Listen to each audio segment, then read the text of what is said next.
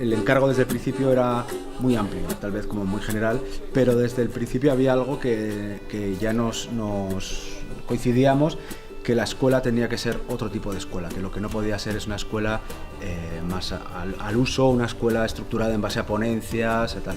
Veíamos que la escuela también tenía que corresponder a ese tema, que era un poco parte del encargo, que era cómo incorporar lo relacional a los servicios sociales, pues que la escuela tenía que corresponder a lo relacional, a ese objeto.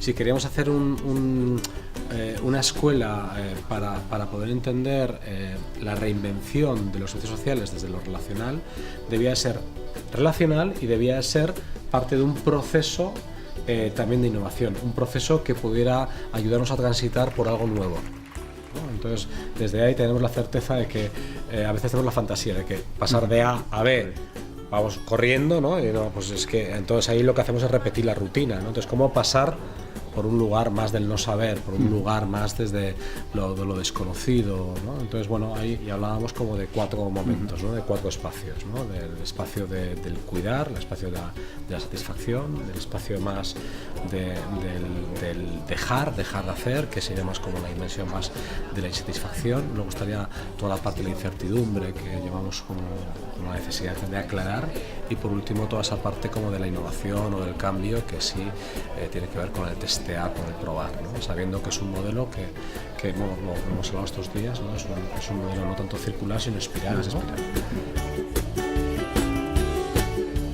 La vivencia de un itinerario como este, hay algo que te modifica. Si lo aplicarán, en qué ritmo, cuándo, qué temporalidad, tal, para mí es difícil de imaginar. No sé si el lunes serán otras o si serán en otras, o sea, si cambiarán los servicios dentro de 2 años, pero bueno, no es una cuestión como que he llegado a la escuela y de repente me acaban de iluminar con un foco, sino no, es que esto que traía, que lo tenía por aquí atrás, que lo veía en el día a día, o insatisfacciones o necesidad de hacer otras maneras o tal, ahora ha cristalizado, cristalizar que ha cristalizado con otras iguales, ¿no? Que te están en la misma, y entonces por eso digo que es una personas con diferentes perfiles, de diferentes áreas, de diferentes instituciones, con diferentes grados de jerarquía y responsabilidad. Si cada una de ellas da un paso, hay un terremoto. Y esto es así. Si cada una de ellas da un paso, esto puede ser muy grande.